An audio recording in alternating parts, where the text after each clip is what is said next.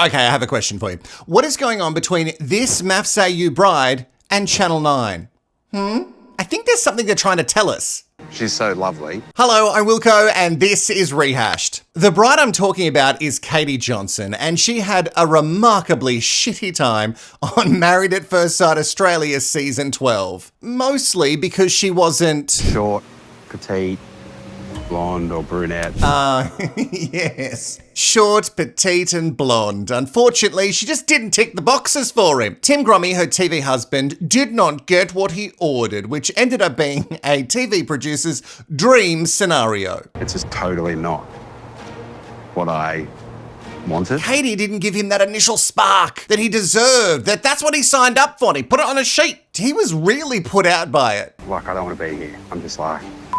And because of that, their time together was a complete and utter nightmare. Reality TV these days is by no means a documentary, nor is it actually reality. Like, it's not founded in reality. So who knows exactly how diabolical Tim was or wasn't, or if Katie is actually the Australian darling that the narrative was trying to tell us she was. Side note, geez, didn't she love a statement necklace? Oh, she wanted to show a whole personality just in a giant fucking thing around her neck. But even before the show aired, things hadn't been on the up and up for Katie. She is currently the CEO and founder of Eats HQ. It's a social enterprise restaurant group. It focuses on helping individuals and communities on building self-sustainable livelihoods. But before that, she had a company called Wild the Lifestyle Co., which operated 2 restaurants, and they went into liquidation in June of 2023. They had some substantial debt, $547,000 in unpaid taxes and superannuation for staff, plus over $1 million owing on loans. Yikes. Some of the business's downfall can actually be attributed to the COVID-19 pandemic. And recently, Katie had announced that she'd settled $150,000 of superannuation for staff. Yes, done. It's free. I'm not even trying to be dramatic. I want it to be really professional. Oh, that's a long time coming. Excellent news. So Katie hasn't screwed over a bunch of people who worked for her. As far as we know. And that is great, but what is it with Channel 9's obsession with her? The big question for me is she headed back down the aisle for MAFS AU 2026?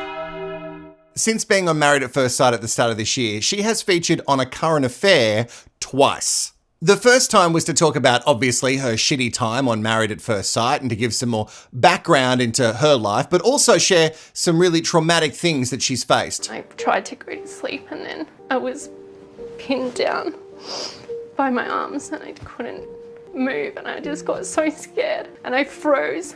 I blamed myself for so long for not fighting. And now, most recently, she has featured her transformation and she looks absolutely incredible. Not that she ever looked bad before, but it's not necessarily about looks. I've lost 10 of these. And this health and well-being kick, not only for herself, but it seems to be her mission now to share it with others. And I repeat, good for her. What an incredible turnaround for her health. But why so much coverage? Why so much? Considering that no one else from the most recent season of Married at First Sight has had any features done on them. That could be because of, you know, the cast. But you would think that if it's about the biggest show that they have as a network, that more people from the series, more participants in the experiment, more of them would have featured, right? Hey, it could just be that she's got a great PR firm.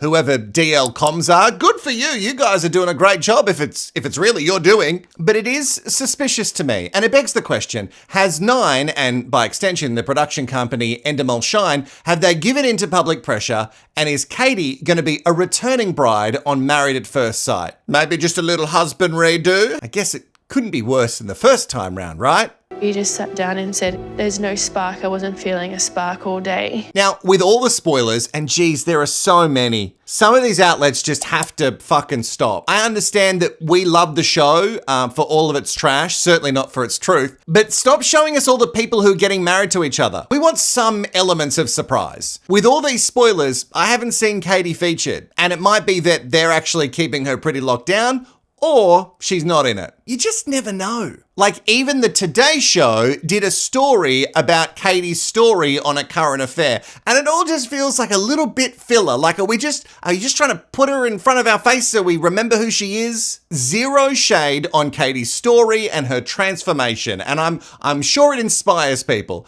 But ultimately, I'm like, why? Why? Why is she getting so much back scratching from the network and none of the others are?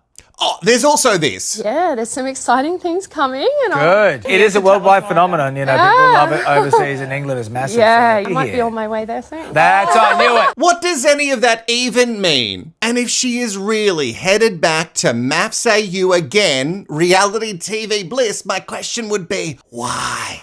Why, Katie? Why would you do this to yourself again? You must know by now, Katie, that this show isn't for love. So why would you be going back there? Like, the experts, they don't expert. The producers are just there for the trash, mess, and drama. Even though, yes, I've seen some articles that say the next season they're going to clean up their act and, okay, sure. But maybe Katie is also just chasing that fame just like the rest of them. Like, she's approaching it differently, you know, than like Elliot or Elliot and Jamie, or like Athena and Billy and like, oh my God.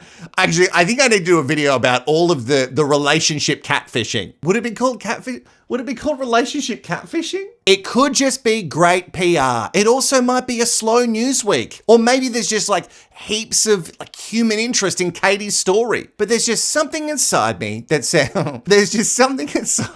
I'm so sorry, that says, there's something up with this. Anyway, I need your comments. Let me know exactly what you think is going on. Is it Katie's return to MAFS 2026? Put it in the comments below. I'd love to hear your theories. Like, subscribe, and I will see you in the next one, you sweet baby angel. Mwah.